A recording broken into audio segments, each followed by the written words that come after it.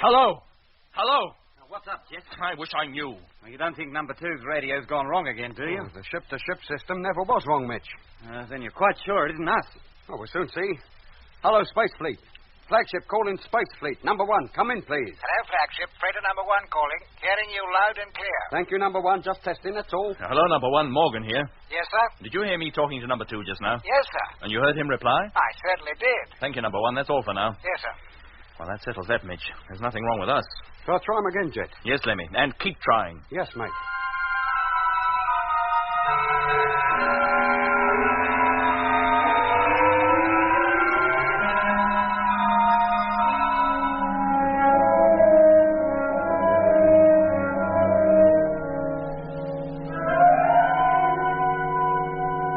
Number 2, flagship calling freighter number 2. Come in, please. Still no luck, Lemmy? No, Jet, I don't believe he's even listening. 15 minutes I've been calling now. No, switch on the televiewer, will you, Doc? Let's take a look at her. Sure, Jet. Rotate her, Doc. Rotating. Hold it. There she is. Still in formation. Nothing about it to suggest what's wrong. I'd give anything to know what's going on in there. Well, why don't we go across and see? Oh, fair go, mate. How do we get inside? We can't even ask them to open the door. If one of us went over there and banged on it with a wrench, they should hear that all right. Oh, you big galah. You think they'd realize it was one of us wanting to be let in? Well, I certainly wouldn't think it was a milkman, would they? I think it's worth a try, Jet. We have no other way of contacting them. Very well. Let me get my suit. Shall I get mine and all? And what for? Well, you're not going out there alone, are you? Are we going across alone? Well, supposing their radio is out of gear, you'll need me to put it right. I thought you said that was unlikely. Well, it is. Well, you stay here, Lemmy. Keep trying to contact them. Doc will see me across. All right, Jet. Now get those suits and the propulsion unit.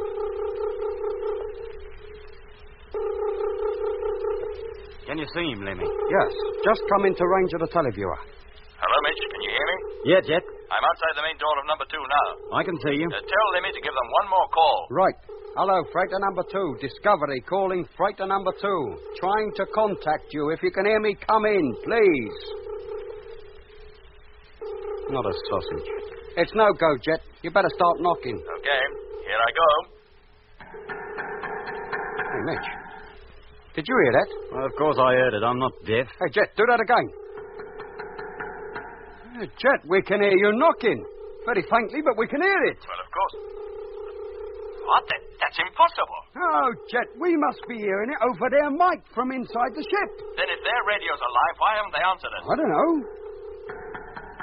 Yeah, I don't think there's any point in your carrying on knocking, Jet. They should be hearing us calling them. Hello, Discovery. Freighter number 2 calling. Urgent. Come in, please. Oh, Mitch, it's Frank. Answer him. Hello, Frank. It's Lemmy here. What's been happening over there, mate? Can I speak to Jet, please? Yeah, he's right outside your ship at the moment trying to get in. Then hook me up. I must talk to him. Yes, mate. Hang on a minute. Hello, Jet. Frank just called up. He wants to talk to you. Frank, then put him on. Hello, Skipper. Have to report that Whittaker is sick. Very ill, I think. What? Yes, sir. Don't feel too good myself. Well, what's the matter? Why didn't you answer when we called? Well, have you been calling? I was asleep. Asleep? But, yes, sir. When I woke up, I found Whittaker over here by the radio. He's flat out, Skipper. I can't rouse him. Listen to me, Frank. Yes, sir? Are you fit enough to get the main door open and let me in? Yes. Then do that.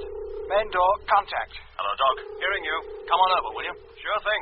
There's the main door opening now. Well, Frank is safe anyway. What on earth happened to Whittaker?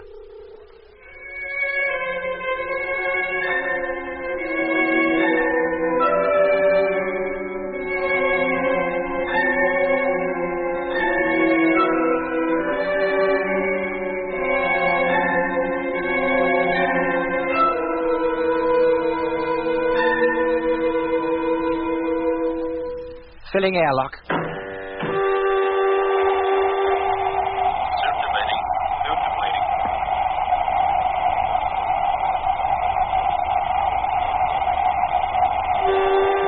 Air pressure maximum. Then open the hatch, Rogers, and let us in. Contact.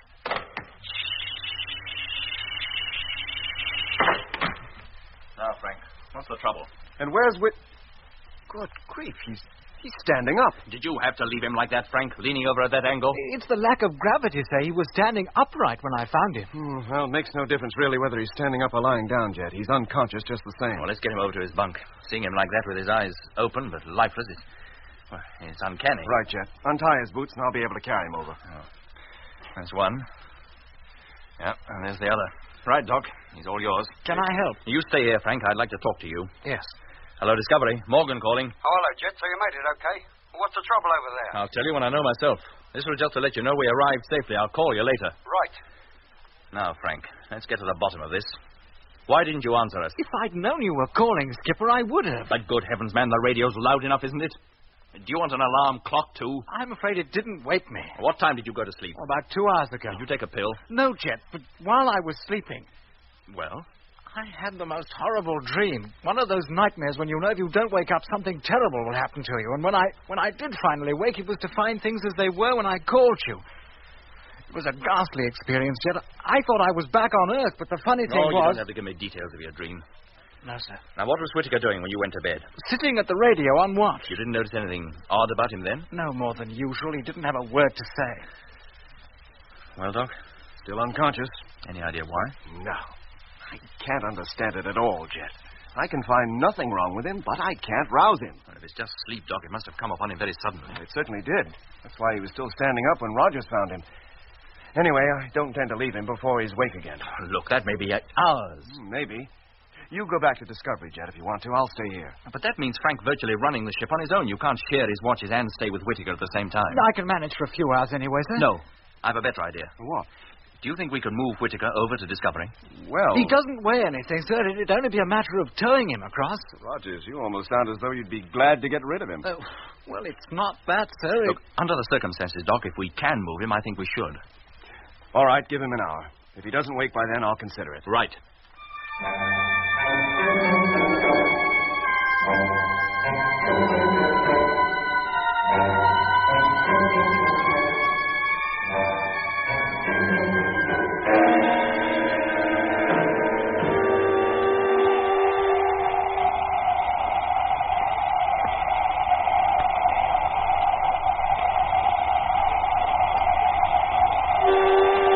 Air pressure maximum.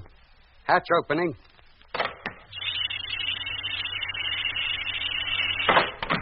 Can I help, Doc? If you don't mind, Lemmy, put him on Mitch's bunk, will you? Hand him up, then. Hello, freighter number 2. Flagship calling. Hi, Flagship. Mitchell speaking. You made it safely, Mitch? Yeah, Jet, thanks. Let me know as soon as it's okay for me to come back. These freighter cabins are a bit too cramped for my liking. Well, that all depends on Whittaker and how soon he's fit to return. I'll call you later. Righto. Hey, Jet. No? He's waking up. Coming. All right, Whittaker. Now take a drink of this. It'll make you feel better. Where am I? You're aboard the Discovery. How did I get here? Doc and I went over to your ship and brought you back. And what was I doing all that time? Sleeping. At least that's what you appeared to be doing. Can't a man sleep without he has to be hauled from one ship to another, without even being consulted? Now, take it easy. You fell asleep standing on your feet. That's not natural. Under gravityless conditions? What I mean is you fell asleep in the middle of talking to me. Oh, yes, I remember. Records had lost my dossier. I didn't say so. I merely said they wanted information about you. Do they still want it? Yes? Then get it over with. What do you say, Doc? I think we'd better wait a bit, Jet. At least until I've looked him over. Ask your questions, Captain Morgan. No, you'll stay where you are until Doc considers you're fit to get up. Later, I'll have you transferred to another freighter. I'm not going back to number 2. No. But number 2 is my ship. I must go back to it. I'm sorry, Whittaker, but under the circumstances, that'll not be possible. You and Rogers don't get along too well. One of you has to be moved. Then it'll be Rogers. He's the one who complains. Whittaker, if I decide to move you, you'll move. Yes, sir. Meanwhile, you'll stay here. But if I am to move anyway, why can't it be now? Because I want you to stay here. Now, is that clear? Yes, sir. All right, Doc. He's all yours. I'll question him later. Sure, Jet.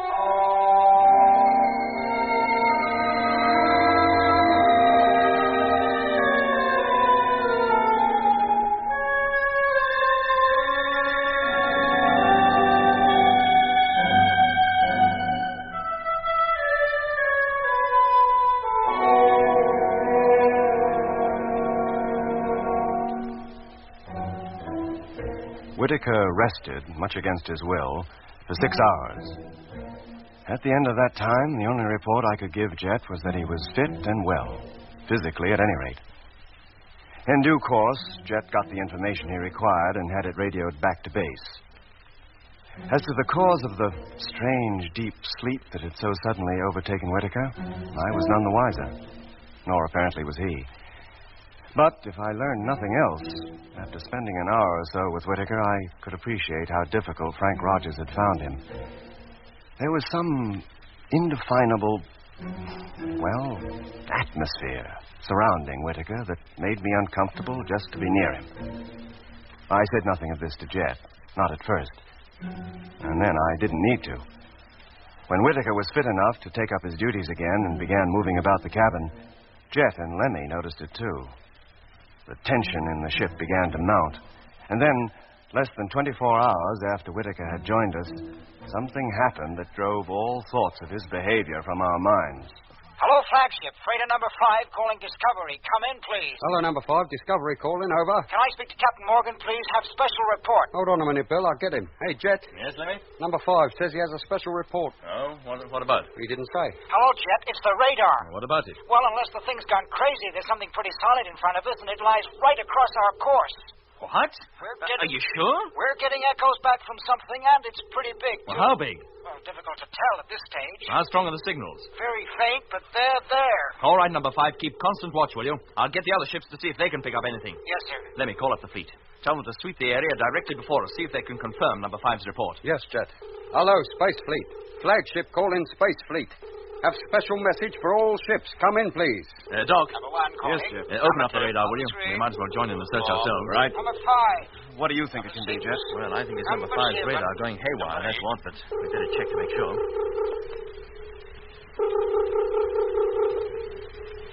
Signals aren't very strong, but there's no denying them. So I can see.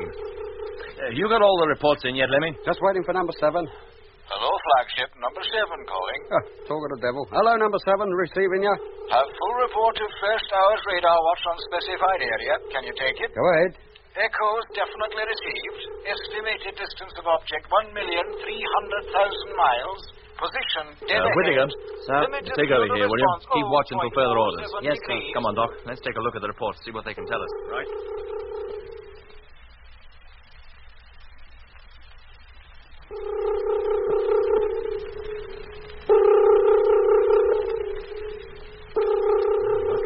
There, all right, but what it is, I haven't a clue.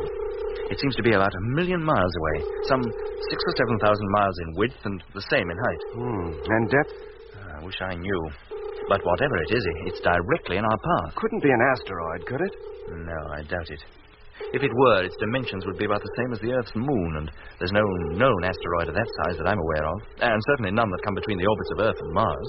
How rapidly are we approaching it? Well, if we can depend on these reports, and they all seem to agree, I'd say we'll reach it in about 33 hours. If it's a large, solid body, that doesn't give us much time to get out of its way, does it? No, it might, of course, get out of ours. Yeah, but it hasn't moved since number 5 first reported it. No, that's true. Look, I'll have to notify Control, Doc. See what ideas they have about it. Let's hope they're good, and that they can tell us how to avoid it, if we have to.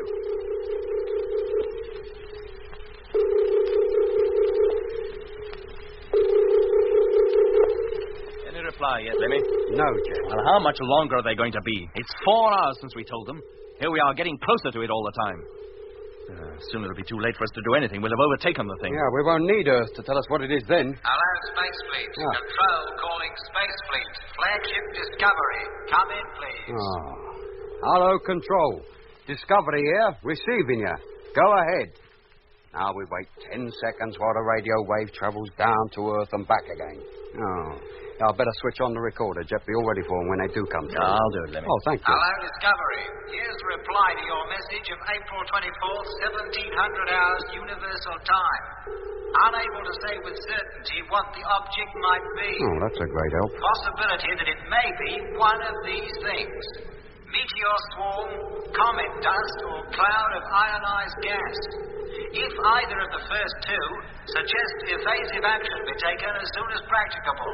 If ionized gas, you can expect to pass through it safely with no adverse results, other than a temporary upsetting of electronic equipment. And they'll all come running to me. A more accurate estimation of the object's identification may be deduced from radar data received when you're closer to it. Keep us fully informed. Suggest hourly. End of message. Thank you, Control. Message received. Keep listening out, please. Well, Jet, what is it? Meteors, comet dust, or what do you call it? Ionized gas? I wish I knew. As to the first two, they're much the same thing and equally dangerous. Look, tell Control I'll call them again in 30 minutes. Then get Mitch on the intercom for me, will you? So your guess is meteors, is it, Mitch? For safety's sake, I think we should treat it as though it were. take evasive action. Yes, but that'll mean changing course. Well, that's better than being battered to pieces, isn't it? Oh, well, we're safe enough for a bit. We're not likely to meet the outer layers of the swarm for some hours yet. That gives us plenty of time to get you back into this ship. If we're changing course, you will have to be here. I shan't be sorry. Being a member of a freighter crew can get darn dull. Well, think yourself lucky you don't have to do it all the time. I most certainly do. Very well, Mitch. I'll call you again. I'll wait for one more report from Earth. If they still can't tell us for certain what that thing is, we'll act on our own. Wacko. Oh, how's Frank, by the way? Well, fine. Couldn't be better. Having the right man to crew with can make a lot of difference, you know. I'm not sure what you mean by that. I mean, if you've got any sense, you won't send Whittaker back to this ship. Oh, I don't intend to. Okay, hear from you later, then. Okay. Well, Doc, how far from it are we now? About 500,000 miles.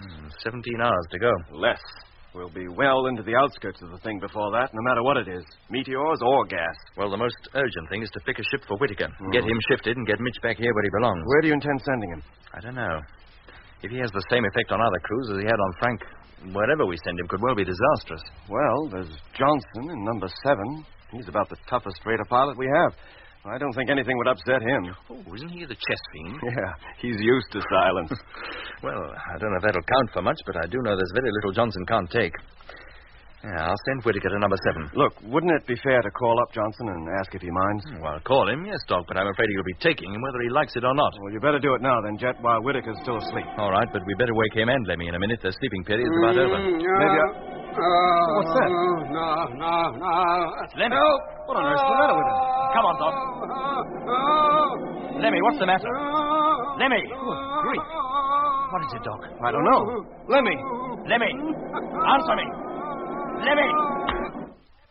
That's quietened him. Here, Lemmy. Lemmy, wake up, do you hear? Shut up!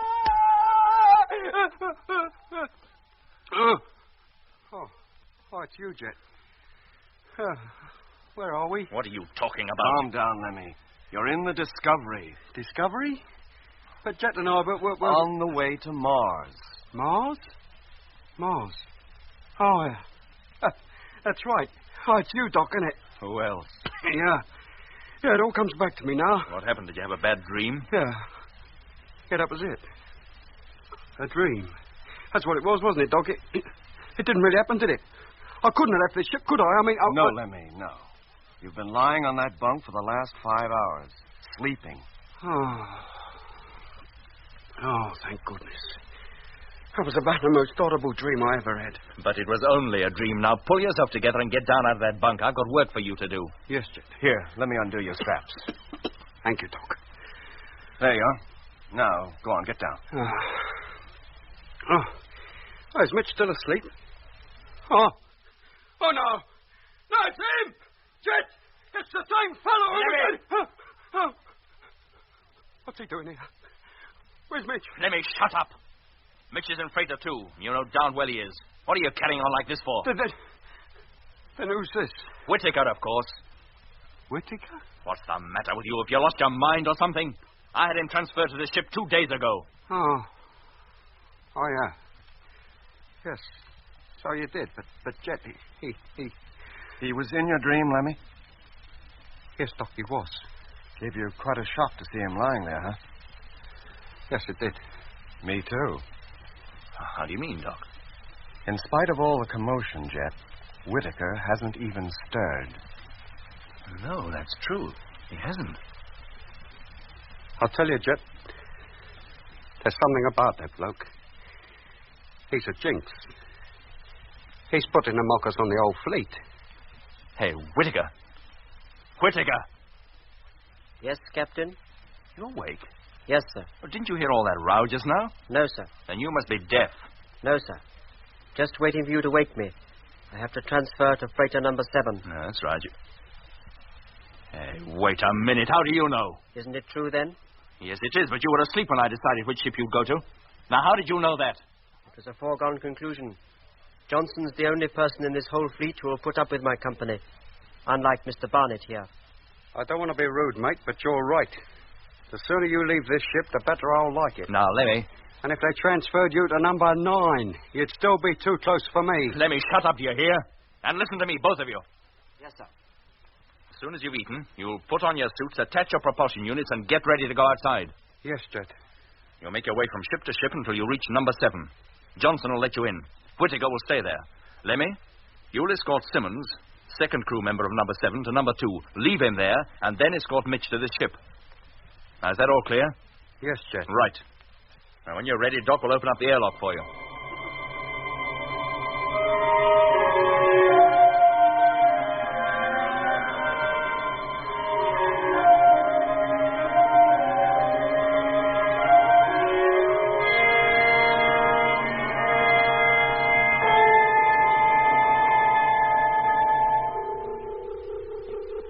Okay, Doc. Suits inflated. Intercom working satisfactorily. You can let us out. Main door, contact.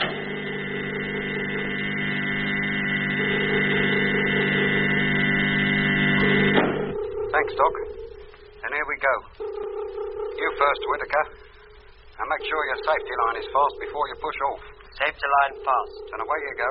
As soon as you reach number 1, hitch up. And wait for me to come over before you push off for number 2. Pushing on. Now. Can you see them, Jet? Yes, Whittaker just drifting into view now. Control calling Space Fleet. Calling Flagship Discovery. Have a message for you. Come in, please. I'll get it, Jet. Oh, let's hope there's something definite for us at last. Hello, Control. Flagship calling. Receiving you. Ready for your message. Over. Whittaker's made it, Doc. Lemmy's just following him across to number 1. Good. They have a long way to go yet, though. Number 7 is on the far side of the formation. Hello, Discovery. Barney, dear. We've made number 1 safely. Now preparing to cross to number 2. Okay, Lemmy. I have you in full view. Watch your step. Hello, Discovery. Receiving you loud and clear. Message is for Captain Morgan. Can he take it, please? They want you, Jet. No, I can't leave the televiewer. If it's not urgent, take it down on the recorder and I'll play it back later. Right. Now, there goes Whittaker, heading for the next ship. Hello, Discovery. Control calling. Message concerns James E. Whittaker. Oh, Whittaker. Haven't records given us enough trouble over him already? Shall I take it, Jet? No, either put it on the tape or ask them to let me call in a few minutes. Hello, Control. Captain Morgan can accept the message in a few minutes. Hello, Jet. Now hitch to number 2. Preparing to take off for number 3. Have you in full view? Go ahead, Lemmy. Hello, Discovery. We'll wait for Captain Morgan. Thank you. We'll call you. What's up with Whittaker now? Control certainly started something when they began to get interested in him. Well, whatever it is, Doc, it can wait. I must say the atmosphere in the ship is a lot easier now he's gone. He's begun to get on my nerves. Did he, Doc? I hate to admit it, but I'm afraid he did. There's something peculiar about him, Jet. The way he walks, the way he looks at you. I know. I felt it myself. But why should he affect us like that? Everybody he comes into contact with seems to find something they don't like about him. It goes deeper than that, Doc. What? Lemmy's dream. What about it?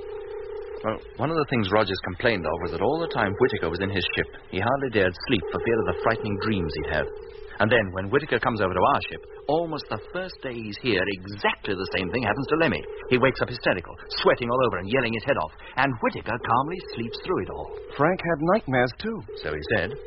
But since Whittaker left number 2 and Mitch took his place, he hasn't had one. Why didn't you mention this before? Well, I didn't think it was necessary. Hello, Jet. Now hitch to freighter number 3. Ready to cross over to number 4. Go ahead, Lemmy. Still have you in view. But how can a man's mere presence cause people to have nightmares? Well, search me, Doc, but I can't help feeling that Lemmy's hysterics were no coincidence.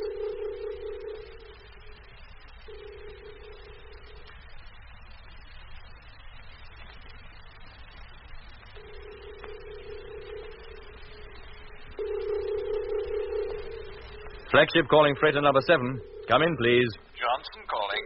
Whittaker and Lemmy are now hitched to number 6. I can see them, Skipper. Stand by to let them in, Johnson.